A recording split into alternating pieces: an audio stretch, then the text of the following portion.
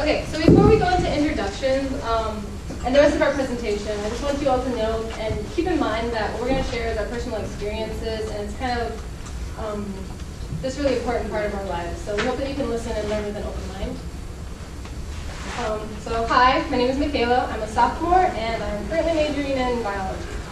My name is Savi, and I'm also a sophomore, and I'm going to major in business and economics. Hi guys, my name is Adiba. I'm a freshman, and I have no idea what I'm majoring in yet. But yeah, that's about it. I'm an international student. So we'll give you a minute to introduce yourselves to one another. And I'm sorry we can't introduce yourselves to us because we don't have too much time. But go ahead, take a minute and just say hi, where you're from, or whatever. Briefly introduce yourselves to each other.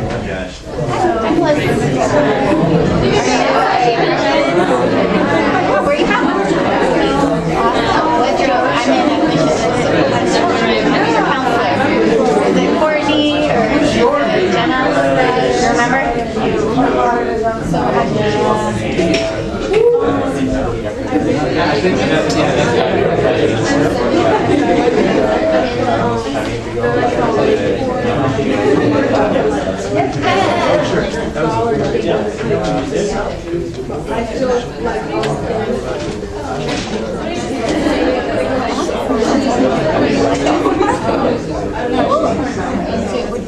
Okay, thank you guys for doing that. Can you raise your hand if you mentioned in your introduction where you were from? Like the city or town or state? Okay, thank you. It's interesting to see how crucial the sense of origin is to how people identify themselves. How one location says so many things about a person. And this moves us into our presentation, the identity of TCKs and how location defines you. All right, so a third culture kid is a person who spent a significant part of his or her developmental years in a country outside the parent's culture. So the TCK builds relationships to all cultures while not having full ownership in any. Although elements of each culture are assimilated into the TCK's life experience, the sense of belonging is in relationship to others of the same background. This is the definition given by David Pollack. It's important to note that the emphasis on developmental years as well as the lack of cultural ownership. So that's kind of the key points in that definition. And this is just kind of a Venn diagram to understand where the term third culture kid comes from. It's the first culture being your home culture or your parents' culture, your citizen country, passport country, whatever you want to call it. It's your home culture. The second culture is your host culture. So that can be any other culture that you've experienced, be it the city you're living in, or maybe you have a bunch of friends from this one culture. That's kind of your host culture. So this third culture kid is someone who has a combination of all these cultural experiences. And now we're going to kind of talk about our personal experiences with being third culture kids. Hey everybody. So, okay, I'm a little nervous, so I'm just gonna Okay, so I'm actually gonna introduce myself now. And like I said, hi, and thank you so much for coming. Sorry, yeah. I'm Adiba. My name's Adiba Hasan, and it's a typical Asian Bengali name, and I'm an international freshman in Augustana College. Now, where do I come from? This is a question that I've stumbled upon multiple times, and I don't like this question at all. As I said earlier, I come from Bangladesh, but what I really meant to say was that I only hold a material that forcefully states my identity, something known as a passport, and I hope you guys know about it. Anyway, so, and my passport is from Bangladesh. So here goes. My parents are originally from Bangladesh, but my father had moved to Abu Dhabi in the United Arab Emirates in his late 20s. Anyone know where that is? Right? Okay, so it's near Dubai. Anyone know where Dubai is? Like right here. Yay, okay. Right there. Okay. And then my parents got married and my mom followed me. And then I was born. And I was born in Abu Dhabi and lived there for 17 years. Okay. Come on, you guys. Yeah. Let's see.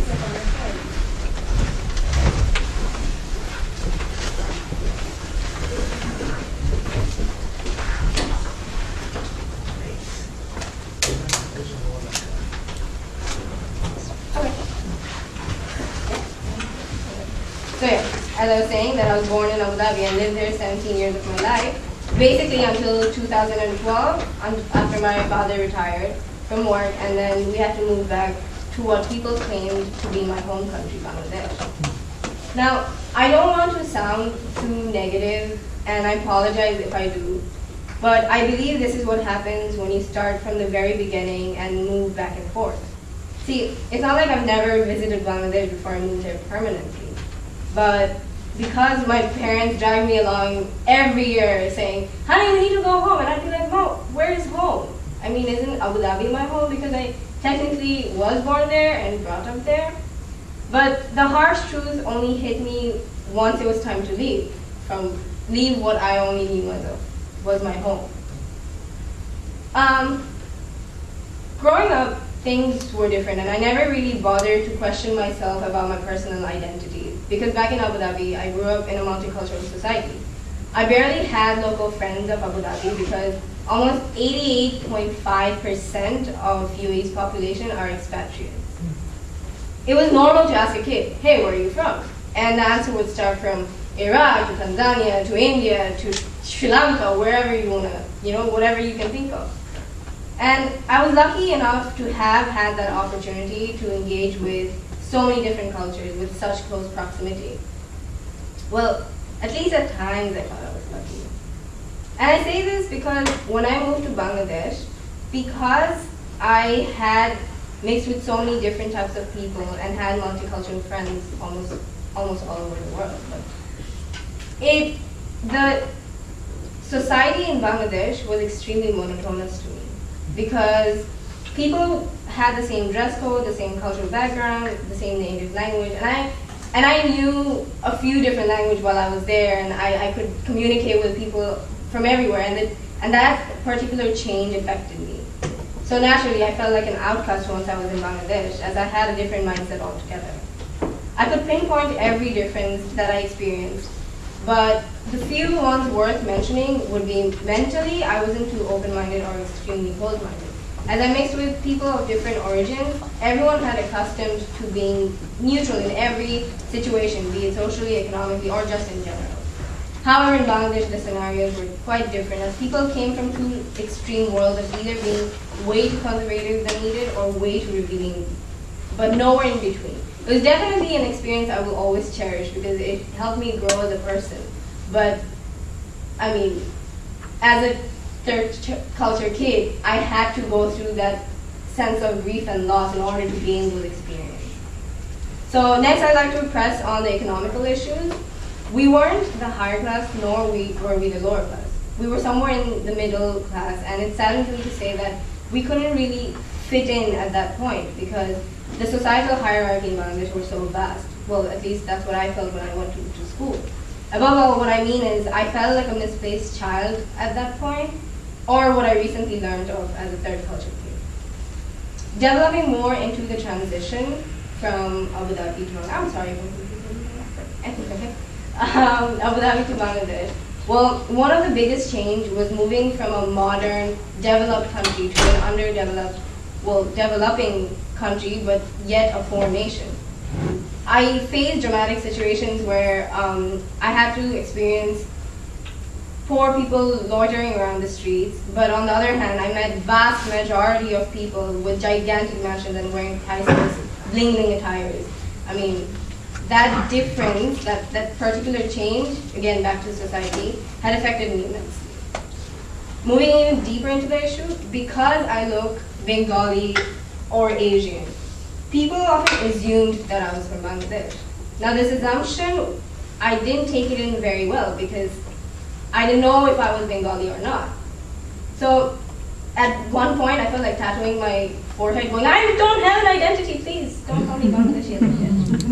And I could never accept the fact that I was from Bangladesh because I didn't fit in, but at the same time, I wasn't allowed to accept that I was from Abu Dhabi because people over there, I was still an expatriate who would always go back to my home country, regardless of where I was born or whatever it may be. So, though Bangladesh was where my parents were born and brought up, it wasn't where I came from. There were so many expectations to be met, and I knew for a fact it was impossible for me to complete them. Being a third culture kid, you get to experience so much, and especially the sense of gain and loss. on one hand, I had to meet and communicate with so many different types of people, but at the back of my mind, I always knew that this would turn into a long-distance friendship or relationship, or we might not even meet in the next couple of years. I'm constantly going back and forth with what I have to say is because of the constant transition that took part in my life is also confusing me, and it's hard to explain what it feels like to be a third culture kid and what it feels like, what we go through and experience. Anyway, so continuing, the 2 years in Bangladesh nonetheless went by really quickly, and now I'm here talking to you all. And it's quite hard to believe that I'm in the United States because it always was my dream, and I never thought that I could make it, but I did. And I never thought there would come an occasion where I would get to talk about my identity because it's such a sensitive topic, and it's something that everybody should look into. We all go through some sort of identity crisis, for better or for worse, and I'm still going through it. Unfortunately, because after listening to this, can you really tell me that I'm from Abu Dhabi or from Bangladesh? Or am I from the US because I've only been here a month and a half? I mean, how can I designate myself to a certain place of origin when I can't relate to either one of them?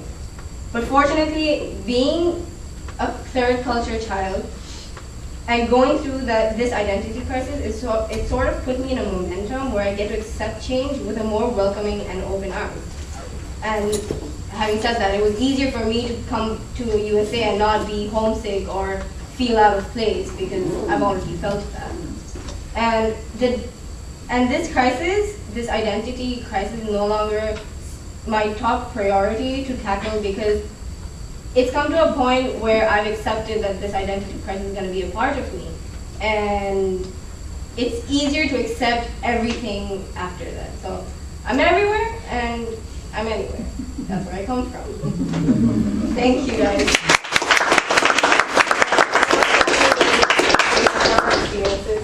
Hi, guys. Thank you for being here. And I'm going to talk about a little about my personal experience being a TCK. I'm going to call it TCK. I really want to recommend a video on TED Talks to you guys. It's called, he's called Pico ER, and that's spelled I-Y-E-R. He really talks about his experiences as a third culture kid, and I really can relate to his experiences. All right, where do you come from? Easy enough question, right? Not for me. If where do you come from means where were you born and raised and educated, then I am from Sri Lanka, Germany, India, Oman, and Thailand, in that order. And if where do you come from means where do you pay your taxes, where do you see your doctor, then I'm of the United States, which I call home for the next 4 years, but I have to carry around this funny little document called a 920, labeling me as a legal alien. So not very homey now, is it? And if where do you come from means which place goes deepest inside you and where do you try to spend most of your time, then for me it's virtually impossible to say where I come from because I don't plan on settling down in one country for the foreseeable future. And I feel my life's purpose is to see as many cultures and experience as many things as I can in my lifetime. And I distinctly remember a conversation with my father when I was much younger, and I was looking at the world map, and I was for the first time realizing how vast the world is. And I remember crying because I realized I couldn't physically go to every country in the world, and my father comforting me and also laughing. But yeah, it's things like that that makes me question, like, what? I'm sorry.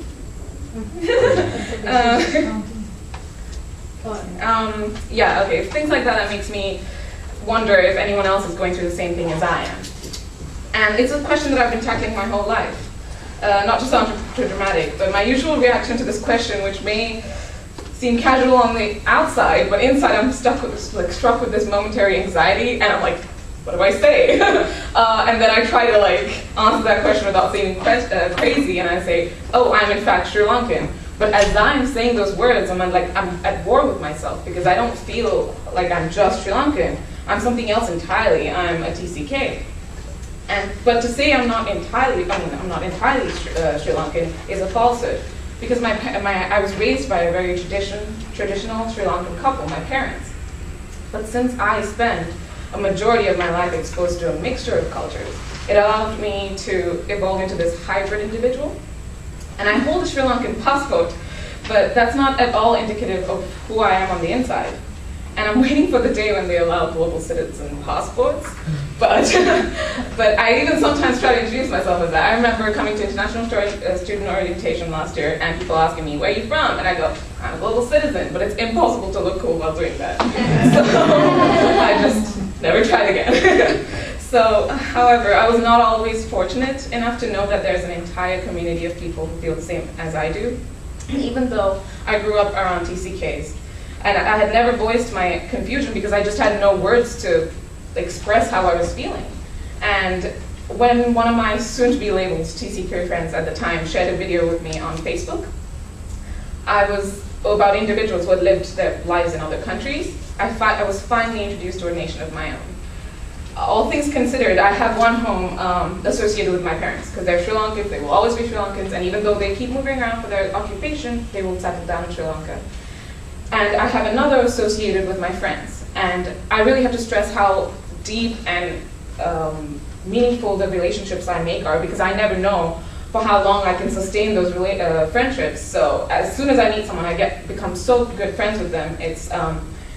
It really becomes a part of who I am. And even when they go to other countries, I consider the whole world. As you can see on this map, this is a friend map actually, and all my best friends are from different parts of the world. And I feel because of them being in those countries, there's a slight ownership of me being in those countries.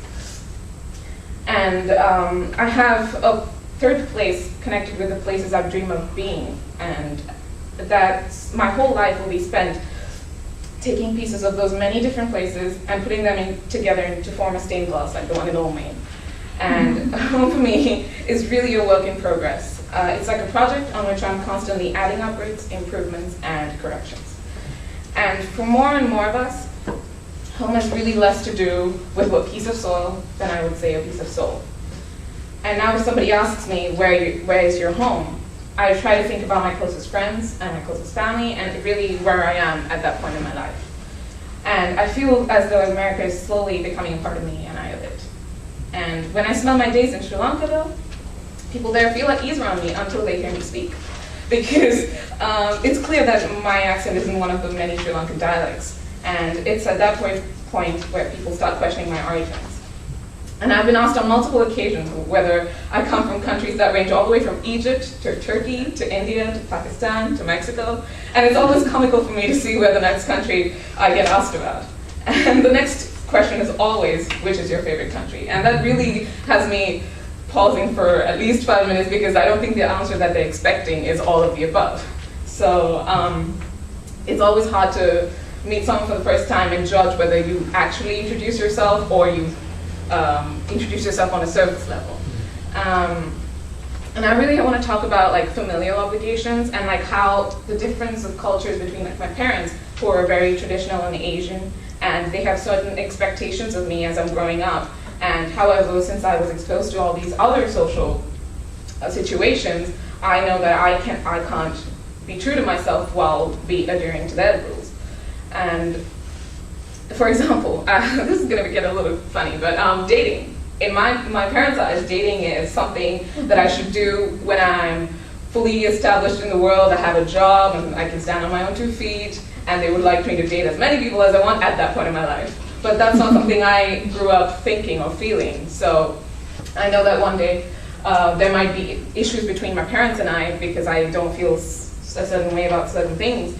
And it's something that as a TCK that I have to deal with. And especially for a woman in Sri Lanka, if you're at age 25 and you haven't been, if you're not married and if you don't have plans to have children or already have a child, you're questioned because that's really how their society works. But since my priorities are to travel the world and experience new things, settling down and having a family is really not a top priority for me. So there's things like that I have to really work through. And I feel as though most TCKs have to balance their behavior depending on the family and culture that they're around. And that, I feel, is a skill in and of itself. And talking about skills, I think when you're a TCK, you're exposed to so many social situations that you have the ability to assimilate to the environment and get along with anyone else from other cultures. And you're able to like bridge gaps between people as they're attuned to cultural subtleties and connections. And as the world is becoming more globalized, I feel like it's one of those things that people should pay a lot of attention to and focus on, and something they should emulate in every aspect of their life. And communicating more efficiently is becoming paramount because between different nations and between different generations. Because when our grandparents and their generations were born, they were handed their sense of home and community and political views. They weren't given any opportunity to think any differently. But because of our exposure, we have enough like options to choose our home, our community, and our political views. And it's no coincidence that the president of the most prominent nation on the earth is half Kenyan, partly raised in Indonesia, and has a Chinese-Canadian brother-in-law. Does anyone know the name of this DC kid? Anyone? No? Well, it's Obama, just in case you were wondering. And I have to stress on how the number of people living in countries not their own now comes to 220 million people. It means that if you took the whole population of Canada and Australia, double that number, double that again, you would have still fewer people than who belong to this great floating tribe. The number of us who live outside the old nation-state categories is increasing so quickly by 64 million in just the last 12 years. And already we represent the 5th largest nation on Earth. And the beauty of being surrounded by the foreign is that it forces you to sit up and observe your surroundings. It makes it impossible to take anything for granted. It helps you translate social situations without actually having to learn the language. And travel, I feel, is like a little bit like being in love, because travel is an assault on all your senses. It forces you to be objective about things until you have enough observed to cast an opinion or judgment, to view things and the world with a new perspective. It becomes a reflex reaction. And it's at this point that I want to refer to a quote by Marcel Proust. He says, "The real voyage of discovery consists not in seeing new sights, but in looking with new eyes. And with new eyes, perhaps the world will be a brighter place, and the old sides will be different to what you always thought they were." Thank you.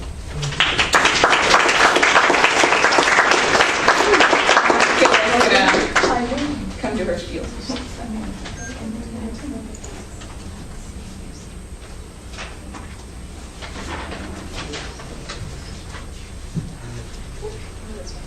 Okay, so when people ask me where I'm from, I have a couple different answers, and it honestly all depends on how much that person actually cares to hear or listen to what I have to say. Because the question is, it's a crucial and intimate part of me, and it makes me feel vulnerable to share. So sometimes I say I'm from Dubuque, because it makes it easy, because I have relatives who live near there.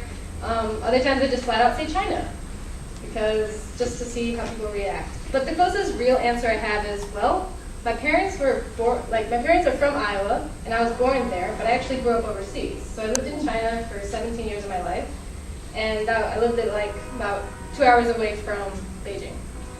So notice I didn't actually say I'm from here or I'm from there. I have to make the distinction between being born in some place and growing up somewhere else. But to give you a better idea of what my life actually looked like, I'll just lay it out for you. My family moved to China about 20 years ago for business and still live there now. My siblings and I went to an international school with American curriculum, and I grew up speaking both English and Chinese in my home. I came back to the States at least once a year to see relatives, and my parents would say we were going home, and I would say we were visiting relatives for the summer. Because America, it isn't my home, it's not where I'm from. I was born here, I'm a citizen of the US and nowhere else. I look like I belong here, I sound like I'm from here, I check white Caucasian on all of my documents.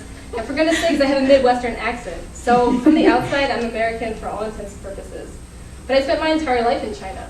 I grew up there, I absorbed the culture, the language, the food, the lifestyle, and I took them all as my own. I celebrated Chinese New Year and Christmas about just as avidly. And I called Tianjin my home because my family still lives there. So these pictures, just kind of give you an idea, that one. But it just kind of give you the idea of like the primary cultures that I'm kind of trying to straddle, and I'm kind of just stuck between. When I'm in China, people ask me where I'm from, and I say, well, I'm American. when Chinese people ask me that, well, I'm like, okay, I'm American to you. When I'm in America, I say I'm from China. But the truth of the matter is I'm a hidden immigrant here, and I'm a foreigner there. So I'm from nowhere and everywhere at the same time. It's kind of having to do this huge juggling act. Okay, so now now that I've given you the background of my TCK-ness, okay, yes, I'm gonna go into this. I want to talk about how to categorize cultural identity. David Pollock and Ruth Van Recken made a cultural identity box that designates 4 distinct cultural identities. They say a foreigner is someone who looks different and thinks different. Most TCKs, at least initially, relate to their host cultures as a foreigner. Different in both appearance and worldview. They know and others know that they're not from that place. So with foreigners, you expect what you get.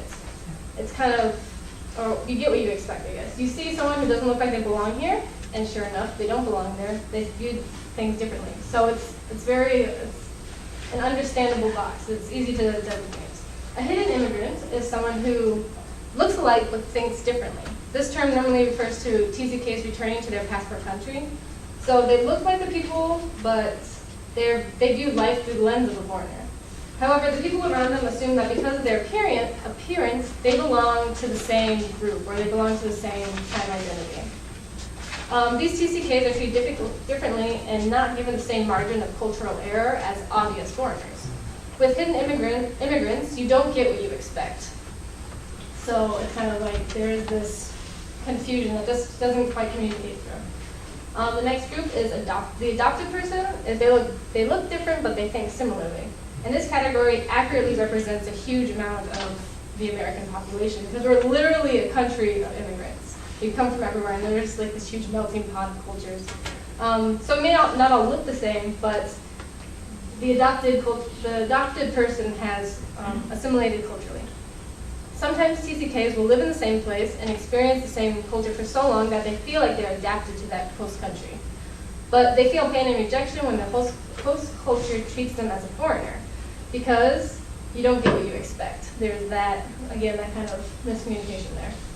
The mirror person is someone who looks alike and thinks alike. This is the most comfortable box to be in. It's becoming cultural identity for monoculturally raised people. So TCKs often feel like they can never fit in this mirrored box unless they're with other TCKs who share the same global experience. So now, just to be clear, these boxes of cultural identities applies to everyone. In fact, each of you now can look at this box and see which box you fit into. And I'm sure you can remember a time when perhaps you were from a different box. So like if you were visiting a country on vacation, you would have been a foreigner. If you're in a place that you feel comfortable and you feel like you're like the people around you, you're like second generation Chinese American, you're going to be like that adopted culture. And so examples like that where everyone's going to fit into these boxes. But David Pollock writes that TCKs are different, even though like often non-TCKs and adults fall into one of these categories at any given point. The difference for TCKs is that throughout their childhood, they've been constantly changing boxes, depending on where they're from. They experience a repetitive cycle of traveling back and forth between place to place, between their host culture and their home country. So this matters because as they move in and out of various cultures, TCKs not only have to learn new cultural rules, but more fundamentally understand who they are in relationship to their surroundings. So each move is really a question of identity. How do I fit in here? How do I belong in there?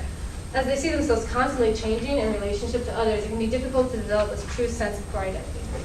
So the main characteristic of a TCK that I want to focus on and most personally relate to is that of cultural confusion and the lack of cultural ownership, as well as the anxiety of being a hidden immigrant. So I'm just going to grab a little water before I get into that.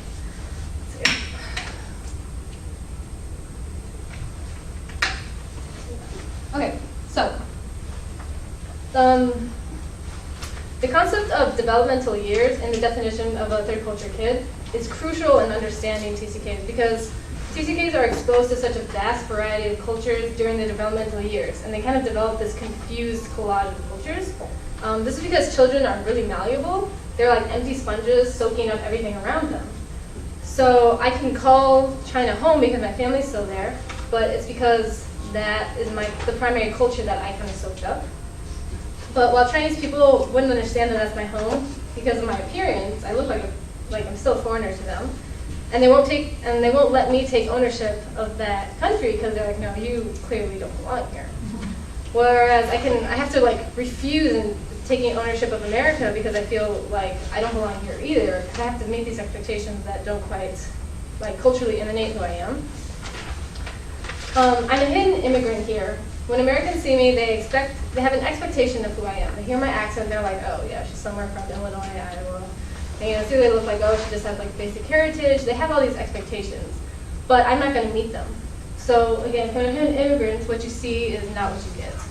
Being a hidden immigrant is a hard place to be. I feel more comfortable in any other culture but America, and even now I'm scared to talk about it because the question of where I am, especially like sharing that experience with people who are monocultural and just don't understand that there's this distinction between cultures inside of me. When I was younger, I thought I had this strange phobia, which is I thought I had the fear of one's own country. I was like, I think this is the thing. I think I'm like mentally insane. There's a problem with me. I still don't know how to order food in America. I couldn't talk on the phone for the longest time. I still don't understand Fahrenheit or American football. Like and when people, the problem with this hidden immigrant thing is that when people have expectations of me, they expect me to know things. And I feel like I have to live up to this unachievable expectation, and ultimately I hit a place of failure. So this lack of cultural ownership is like straddling two continents at the same time as they're like drifting apart, and I'm just going to fall into this unknown middle ground. It's just a really hard place to come to terms with. But when I moved back to the States to come to school 2 years ago now, I was lucky enough to find people that I could share my fear and anxiety with because they could also understand it. So, Savi, for example. It's just really easy to relate to other TZKs because there's this understanding of global movements, I suppose, this understanding of cultures. So ultimately, how does location define you? How does it not? One word, one place, one country, whatever you want to call it, bears so much meaning. And when you don't have that one word or that one place or one country, you're at a place of loss.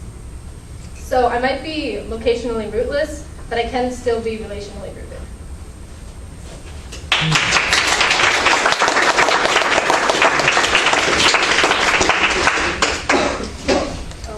Okay, so now just to round things off, we're going to show you this video. Remember how I mentioned that video that my friend shared with me on Facebook? This is it. So I am what Adrian likes to call third culture kid, the TCK. I'm Ricky. My name is Victoria Parashon. I'm Jake Wright. My name is Yuko Shimada. My name is Connor Liu. I'm Oliver Silsby. My name is Natalie Muller. My name is Amy Burns. My name is Hana Lee. So, people ask you a question, where's home? How do you know the answer? When I, wow. That's a good question. It's difficult. Unattended baggage is subject to search, inspection, damage, and removal. So I'm Korean American, and I was born and raised in New Jersey for a few years. And then when I was 9, I moved to Japan. And then when I was, I want to say 12, I moved to Guatemala. So there were a couple different places I called home. It's hard for me to definitively say that Singapore is home. And even though, I've been here since 5th grade. I graduated high school here. My family's still here. But the whole time we've been here, we always knew this was temporary. I don't really feel like I have a home. My automatic answer is I grew up in Hong Kong, but I definitely don't consider it my home. Why is that? Just because I never felt like I was a local, despite the fact that I lived there from when I was 5 until right before college. So a big part of my life, but I was always a foreigner. I've come to realize that TCKs live in this gray zone between the culture they grew up in and the culture they're from, and they can't really integrate that well with either one, whether it be Singaporean or American in my case. There was one time when we were introducing ourselves at the corp where I work about where we're from, and everyone would say like Louisiana, like Boston, and say, well, I was born in Japan, raised in Los Angeles, but I currently live in Tokyo. Like, I said the whole thing, and it was awkward, but I said it. Okay, yeah, realistically, I'm 3/4 French and 1/4 American, but realistically, if you look at like my like background and where I grew up and everything is, I can't enforce enough how split down the middle I am. Like my home is Taipei, Taiwan, but sometimes like it gets really repetitive and like having to like answer or like other questions about why it's Taiwan. So I sometimes say California or Oregon because my relatives are from there. As a TCK, I think it's kind of ridiculous how at home I feel at an airport. A lot of people in my situation would agree. We spend way too much time in airports. People don't understand why I would consider Singapore home when I'm clearly not Singaporean. They say it on occasion. So I also like sometimes it gets redundant again. So I like say I'm like a quarter or half. But I don't know, when I was younger it was hard because I didn't know if I was like from Hong Kong because I grew up there first, or Taipei. People say I look Japanese even though I'm not. And you know, even for a lot of the local Japanese kids who I was interacting with, they were like, oh, you know, you look just like us. Yet your name is not Japanese. You know, your name is Ricky Koo. And that's not a Japanese name at all. And furthermore, your Japanese is second to that of your English. Your English is so much better than your Japanese. So, you know, they were just as confused as I was. When I was little, it was really hard to go to school with all these like French kids and then be like, oh, like, why do you have a funny accent? Why do your parents have funny accents? Especially when you're little, you want to be able to define who you are. Where are you from? Are you from Japan? Are you half Japanese? No, I'm not half Japanese, but I live there and I sort of speak it. My mom speaks it, but she's not Japanese. She's actually Korean. When my family gets together, we always have this like kind of crazy combination of languages. I still remember during my like some kind of summer orientation, I went to school and kids were like, oh, you're from Singapore. And I was like, yeah. It's like, wow, your English is so good. And I was just like, since I spend so much time in both worlds, the accents, I mean, I don't really have an accent in either language, so people are very surprised when I say that, oh my God, you're French, or what, you're American, you have a perfect French accent. I had a Korean American friend visit once, and it was just me, my mom, and this Korean American friend, and you know, we're all having conversations switching between Korean American really easily, Korean and English really easily, and then my mom and I will suddenly switch into Japanese without even realizing. And it happens all the time when we're together, but we kind of forget that we have to limit ourselves around other people. And so my friend was just sitting there for like a good 5 minutes, kind of chuckling nervously and going, I don't know what's happening. I went to school with people from Azerbaijan to Brazil to obviously France and Haiti or wherever. So it's kind of like being in a class there is being kind of like in the Model UN. So the school I went to, it was considered an American international school. My school had more than 64 different nationalities represented by the student body. So the idea of multiculturalism, being open-minded and tolerant of people's different beliefs and values was something that was emphasized a lot in my education. So I think that's something that has made me a lot more open-minded about other people.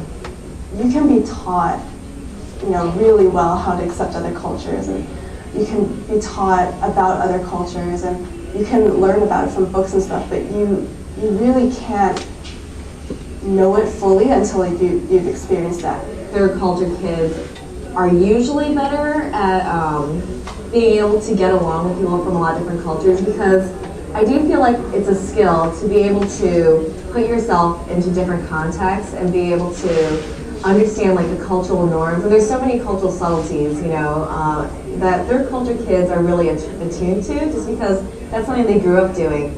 And you get to appreciate so many more things.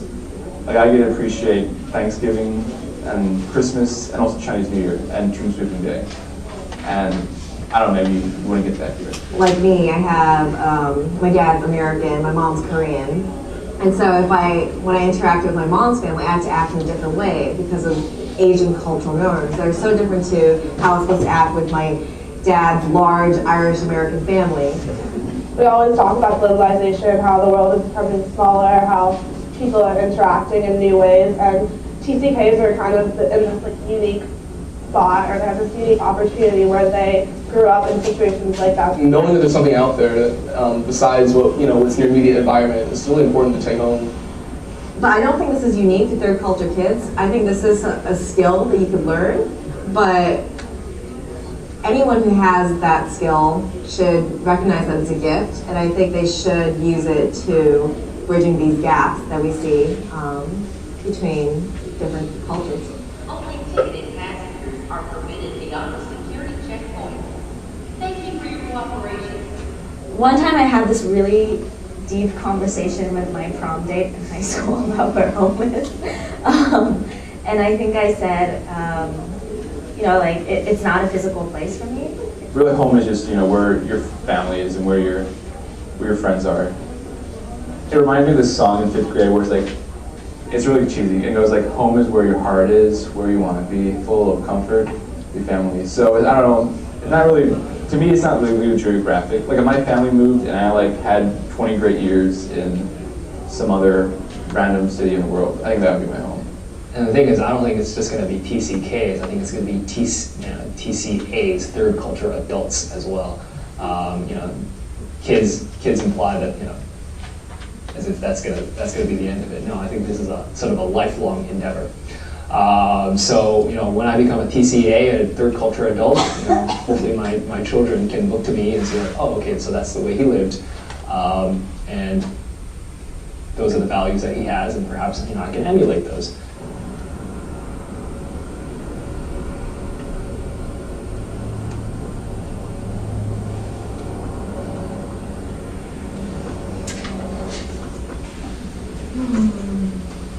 Yeah. So I hope that wrapped up whatever we were trying to say. I mean, as TCKs, we're unique in our own ways, but we can yet feel similar to each other. Yeah, like how we like to say, it's uniquely ordinary. Yeah. Okay. Yep. And I'm so thankful that you guys are out here, and hope you know that this is us sharing ourselves with you. And I really hope that you can go home and think about how you would like to experience more cultures, and I don't know, just possibly becoming a TCA in the future. Do you guys have any questions that you'd like to ask? So the video mentioned toward the end that you don't have to be a TCK to sort of cultivate this skill of being fluent in multiple cultures, that you can cultivate that.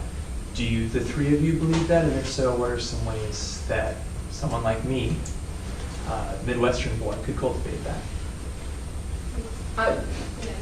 Okay, I believe fully that it's something that you can cultivate, and really, I would suggest, if you have international friends, if you keep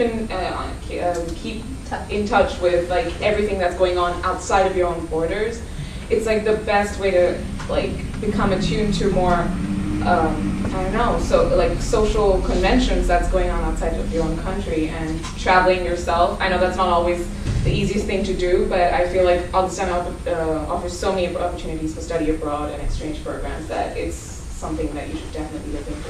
Yeah. Just in terms of like the distinction between like TCKs and like TCAs, as he was saying, it's that as a child, it's just really easier, kind of like that sponge analogy I was saying. You have an empty sponge, and it's so much easier to dip into cultures and absorb them.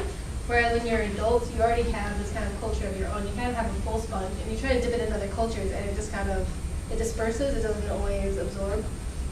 Like if you're using color, it wouldn't, like, yeah, the color wouldn't always go back into the sponge.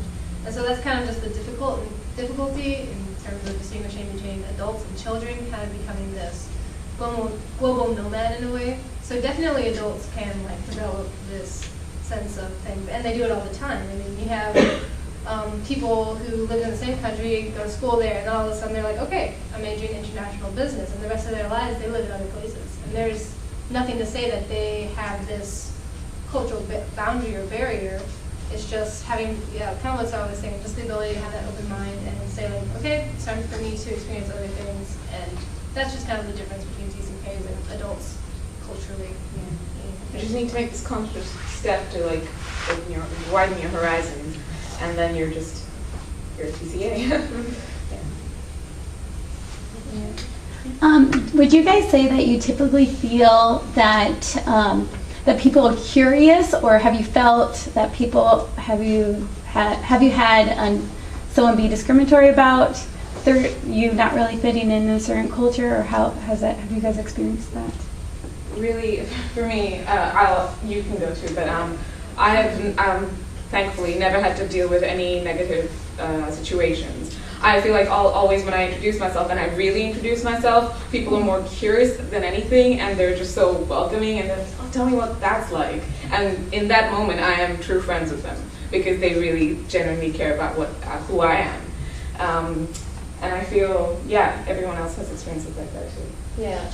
Okay, you can hit Yeah, I definitely felt negative comment. I mean, I've definitely heard negative comments about how I can't accept the fact that I'm Bengali or Abu Dhabi, but I've been criticized about that my roots lie in Bangladesh, and I should accept that, but nonetheless I can't. So, but again, that helped me grow. So I'm glad I got those criticisms, and it helps me accept other cultures more easily now. Never criticize other people.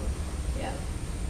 Yeah. Kind of what I was talking about as a hidden immigrant. Like, I always feel this anxiety when I come back to the States. It's not like someone's trying to be like offensive or critical of me, but you have these different reactions to people when they ask you where you're from. You're like, oh, do I just tell them what they want to hear, or do I actually tell them this confused part of me?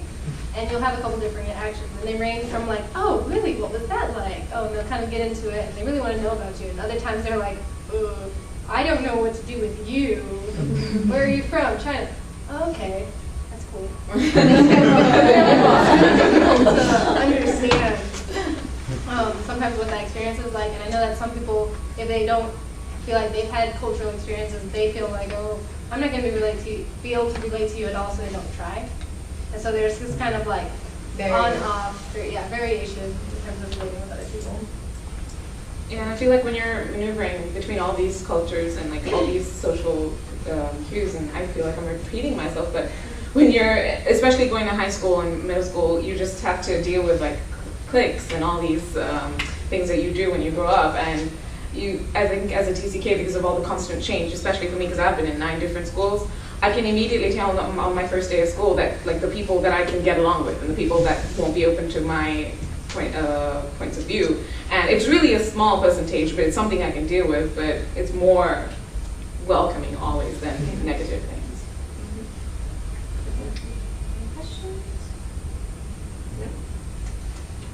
Actually, I think it's curious that you're all from families with both parents coming from the same culture. Yes. Your experiences, have you talked with other TCKs who have split parentage? Oh yeah. And what can you tell us about that? I think there's this whole hierarchy. Well, I don't use it with hierarchy because that implies it's sort of like I don't know, you're better than this. But no, it's like there's different levels of TCK-ness. And I feel like you wouldn't believe how this gentleman called David Pollock, he goes so in depth into these issues. But do you want to tell them a little bit about the second tier? Hierarchy? Yeah. Well, I kind of just made that up. Okay. Well. It's kind of like when it comes to like TCKs, you start comparing each other, and one person will be like, oh, I have dual citizenship, and I grew up in like other countries, and you're like, oh, okay. Whereas I'm like, oh, I lived in this one place this whole time, I don't know which one I am. And so it's kind of like this leveling up to each other, like who's culturally more diverse. But in terms of like having parents from different cultures, like different backgrounds, I definitely feel like I'm probably not going to marry someone that is like straight up American. Like there's gonna be a problem there. But my parents, like in terms of relating to them, there is this division where kind of like Adiba and I were both saying, like they think US is still home. Like her parents still think Bangladesh is still home. And it's like, well, I don't feel that way. So there's a mixed match between cultural identities. But my mentor growing up, her parents were, at least her mom was also a TCK, she lived somewhere else. My mentor lived in Bolivia, and so it was kind of like, her mom could actually understand what was going on, whereas sometimes I feel like my parents don't always get what I'm feeling, although they like try really hard to understand. It's kind of like, it's a little more lost. So there definitely is a difference between like having both parents from the same country and having parents from different countries. My best friend is, her mom's Korean and her dad's Arab. And it's two different cultures because one's, even religious-wise, one's a Muslim and one's, I think, Buddhist. Anyway, so she has to tackle two different religions, two different culture, and she's always complaining about she doesn't know what to do when she goes with her dad's family and she has to cover up because they're Muslims. But when she goes to her mom's side, she's allowed to do whatever she likes. So it's very hard to balance when you're in that situation. But I think that's what makes TCKs wonderful.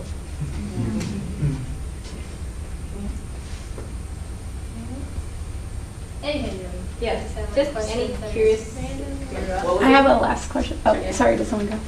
Do you guys feel that your personalities kind of change depending, like, Michaila, when you go back to China, do you feel a little different than the way that you would act being back in the States? And yeah, I mean, definitely, like, when I'm in China, it's like, I take taxis all the time, and I can do kind of whatever I want, and when I'm in the States, I'm like, I don't know where to go. Where are the taxis?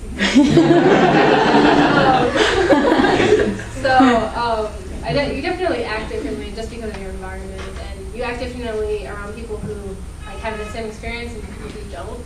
Like you learn how to like limit yourself, not to overwhelm somebody like we are right now. Like this is everything, or you kind of you definitely are about a little bit like a chameleon. You'll adapt to whatever environment you're put in. I have a question. So I saw the picture of you in the American clothes compared to the Chinese clothes. Like when you're in America, do you wear all American clothes or do you wear like Chinese clothes and then like see how people react? Or like if you're in China wearing American clothes, like how do people treat you as opposed to when you dress up?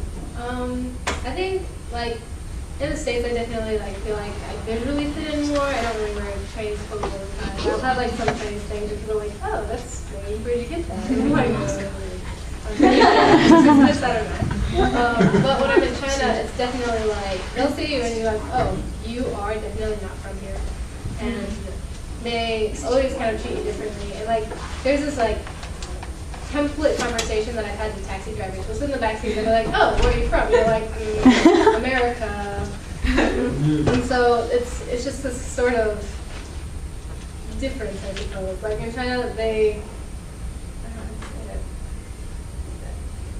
differentiate. Yeah. They definitely treat me differently. But then sometimes I'll be like, oh no, but I lived here my whole life. And they're like, oh, you've been in the city longer than I have. And I'm like, when we were leaving Abu Dhabi, and my dad stayed there for 35 years. So when our visas got canceled, they're like, oh, how long have you stayed? They're like 35 years. And they're like, I'm just 20. And we're just like, okay, yeah, we built up your country now. And also, like when I would be in India, and they would know I was a tourist because I would be with my parents who would only speak English or Sinhalese, which is what they speak in Sri Lanka.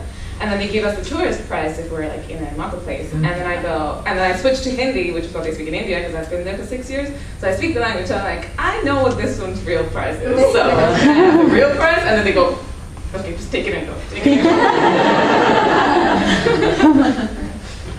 Yeah. Things like that. Yeah, you guys, are you aware of the concept or the phrase like TCK? It's called ABCD. Okay, don't bother, don't worry about it. So, so the ABCD is American-born confused Desis. Oh, Desi means that if you're other Asian. Like my kid, my son is born in America, so we always call him ABCD because there are things that he doesn't understand. But in Bangladeshi culture. But my question for you was that there is a huge type of text, like literary text on the ABCDs, like starting from novels to autobiographies to graphic novels. And one of them is called American-Born Chinese by Chen Young. And it's a graphic novel. So in your, like the TCK, have you found, I know you talked about the research, but are there literature around there, like autobiographies, cartoons? I feel like it's, being a TCK is such a subtle thing that like, like I said, I was 15 or 16 when I found out what that actual thing was. So until then, I think people just live their lives thinking that they feel a certain way about something and thinking that that's just a part of their lives, that's something they have to deal with. Because really you have no words to explain it. And then when you do find out, you're like, okay. And I feel like most people, even some people might go through their entire lives being a TCK and not knowing that. And therefore, like, we find that there's a limited amount of text on TCK things. There's enough for us to work off of. But I think there's a definite improvement that we made in the field. Like, I didn't even know what a TCK meant until this tournament. That was like 2 weeks back. And yeah. I don't know, I feel like growing up, like the community I was in was very straightforward about like, you are a TCK. And I got this kind of reinforced a lot of the time. So I wasn't like as stuck in this like, I don't know what to do with myself sort of phase. So there was books like David Pollack, who I mentioned a lot. He wrote a bunch of like growing up in a different country, kind of talks about like all the different people that qualify for this kind of TCK realm, like refugees, immigrants, missionary kids, people who live overseas for all these different reasons. And it was like a really good compilation, kind of understanding like how to deal with that. But just in terms of like acronyms though, like a lot of my friends at my school that I went to they were Korean. And so we used to go with this like banana and egg term, where sounds very strange, but like eggs are white on the outside and yellow on the inside. Bananas are yellow on the inside and white on the yellow on the outside and white on the inside. So it's kind of like my Korean friends were sometimes more Western than I was, and I was white, but I felt like I was more Asian. And so it's kind of like humorous, almost like word of mouth distinguishing.